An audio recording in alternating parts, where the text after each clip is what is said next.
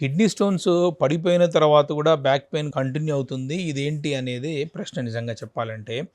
So, kidney స్టోన్స్‌లో వచ్చే పెయిన్‌ని నడుము disc వల్ల కానీ, లేకపోతే కండరాల వల్ల వచ్చే గానీ పెయిన్ ఒక్కసారి మనం ఇక్కడ పరిశీలిద్దాం.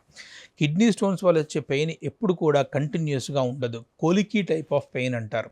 పెయిన్ మెల్లగా స్టార్ట్ అయ్యి it reaches to a peak. అక్కడింక భరించలేని స్థాయికి వెళ్ళి దానికి సంబంధించిన ట్రీట్మెంట్ తీసుకున్న తర్వాత మళ్ళీ షార్ప్‌గా కిందికి వస్తుంటుంది. రోజులో ఒకసారో, 2 సార్లో, 3 సార్ల కంటే ఎక్కువగా రాదు. ఈ బ్యాక్ పెయిన్ మాత్రము కంటిన్యూయస్‌గా ఉంటూ ఉంటుంది. మీరు ఎప్పుడైతే రెస్ట్ తీసుకోవడమో, టాబ్లెట్ తీసుకోవడమో గాని తగ్గిపోయి మళ్ళీ వస్తూ ఉంటుంది.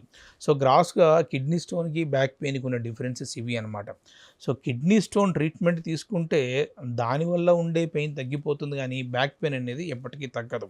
ఇక్కడ మీరు చెప్పిన దాన్ని బట్టి నాకు అర్థమవుతుందంటే muscular or mechanical back pain లాగా ఉంది అనమాట. సో, అది ఒకసారి చెక్ చేసుకునేసి ఆ బ్యాక్ పెయిన్‌కి సంబంధించిన ఎర్లీ మజిల్ రిలాక్సెంట్స్ తీసుకొని, తర్వాత పోస్చరల్ మోడిఫికేషన్స్ చేసుకొని, తర్వాత ఫిజియోథెరపీ చేసుకుంటే మళ్ళీ రాకుండా ఉండే అవకాశం ఉంది అనమాట. తర్వాత కిడ్నీ స్టోన్స్ కూడా 6 మిల్లీమీటర్లు దాటి 7, 8 మిల్లీమీటర్లు ఉంటే మాత్రమే పెయిన్ వస్తుంది గానీ, 6 మిల్లీమీటర్ల కంటే తక్కువగా ఉన్నప్పుడు పెయిన్ వచ్చే అవకాశాలు చాలా తక్కువ. జీరో అని చెప్పలేము గానీ చాలా తక్కువ.